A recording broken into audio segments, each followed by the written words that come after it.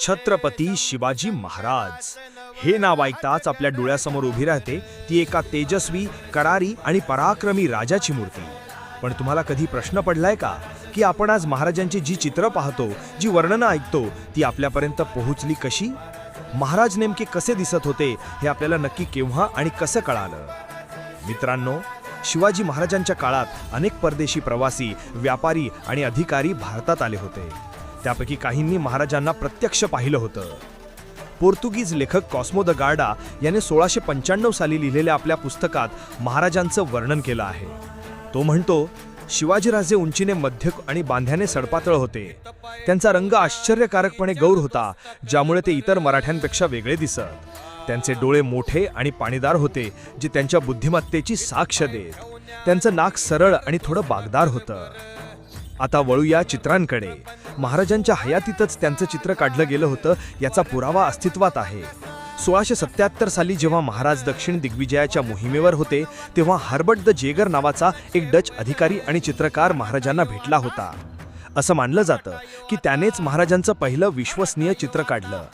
हे चित्र आज उपलब्ध नसलं तरी याच चित्रावरून पुढे अनेक चित्र तयार झाली। मग आपल्यापर्यंत महाराजांचं अधिकृत चित्र पोहोचलं कसं? याचं श्रेय जातं एका मराठी माणसाला, इतिहासाचार्य वासी बेंद्रे यांना।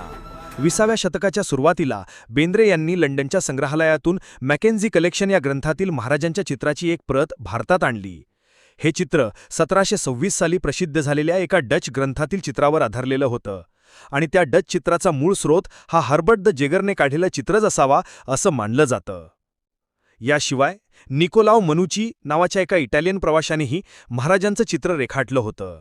मनुची मुघल दरबारी होता आणि त्याने महाराजांना पाहिलं होतं। त्याने काढलेलं चित्रही महाराजांच्या रूपाबद्दल आपल्याला महत्त्वाची माहिती देतं।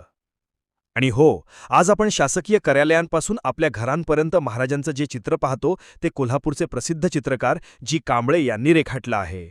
अनेक ऐतिहासिक पुरावे आणि वर्णनांचा अभ्यास करून त्यांनी हे चित्र साकारलं आणि त्याला महाराष्ट्र शासनाने अधिकृत मान्यता दिली। तर मित्रांनो, महाराजांचं रूप कसं होतं हे आपल्याला एकाएकी कळालं नाही। गेल्या अनेक वर्षांपासून इतिहासकार आणि संशोधकांनी केलेल्या अथक परिश्रमांमुळे, परदेशी प्रवाशांनी लिहून ठेवलेल्या वर्णनांमुळे आणि त्या काळात काढलेल्या चित्रांच्या शोधांमुळे आज आपण आपल्या लाडक्या राजाची एक प्रतिमा डोळ्यासमोर उभी करू शकतो। हे सर्व पुरावे सांगतात की महाराज केवळ शौर्यानेच नव्हे तर रूपानेही अत्यंत प्रभावी आणि राजबिंडे होते। तुम्हाला हा व्हिडिओ कसा वाटला हे आम्हाला कमेंट्समध्ये नक्की सांगा। लाईक करा, शेअर करा आणि अशाच ऐतिहासिक माहितीसाठी आपलं चॅनल सबस्क्राईब करायला विसरू नका।